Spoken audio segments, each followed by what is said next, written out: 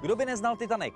1. září už tomu bude 24 let, co byl v hloubce 4000 metrů objeven jeho vrak. O jeho nalezení se už dříve pokusila řada lidí, ovšem úspěšný byl až tým doktora Ballarda. Skupina Američanů připlula na místo potopení 24. srpna. Po 6 dnech neúspěšného pátrání začal mít doktor Ballard vážné obavy. Navíc se začalo zhoršovat počasí. 12 minut před 1 hodinou raní, 1. září 85, se na záběrech z kamery ve vodě objevily podivné stíny. Za okamžik bylo zřejmé, že to nemůže být nic jiného než trosky Titaniku. Tímto dnem byla rozluštěna i záhada, zda se Titanic při potopení rozpůlil na 2 části nebo šel ke dnu v celku, jak z kraje uváděly některé výpovědi. 18. listopadu 1928 světlo světa spatřila nejslavnější myš Mickey Mouse. Do biografů totiž vstoupil první zvukový film s názvem Mickey kormidelníkem. Mickey prošel za celou svou kariéru zajímavým vývojem. V roce 29 začal myšák nosit bílé rukavice, v témže roce také poprvé promluvil. Řekl doslova hot dog. V roce 1932 se Mickey dočkal barevného filmu, oproti tomu v roce 1935 to bylo naposledy, kdy si zahrál ve filmu černobílém. V roce 1952 tvůrci dali Mickeymu obočí a 30 let na to mu ho zase vymazali. Prostě blázinec, ale Mickey žije dál. 35. narozeniny slaví 11. listopadu Leonardo DiCaprio.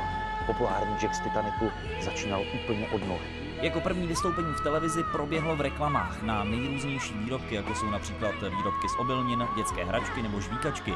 Dále se objevoval ve výchovných filmech, jako například Co dělat s rodičem, který bere drogy. Dnes je tomu přesně 60 let, co byl na světě prodán první Polaroid. Ano, slyšíte správně, 60 let. Stačí zmáčknout spoušť u fotoaparátu a snímek je do 1 minuty na světě. Já se teď jdu zeptat předního českého fotografa Jana Sautka, co na tento vynález říká. To byla pěkná hračička.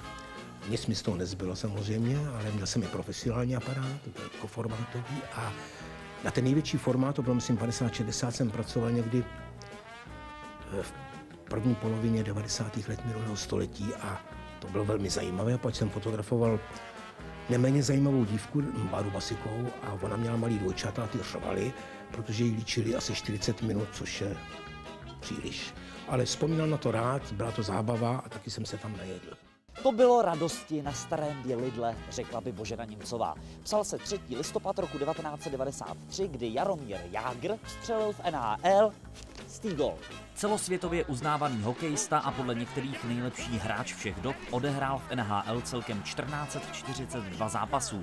V nich nastřílel 723 gólů a připsal si 1057 asistencí. Prostě bůh na bruslích.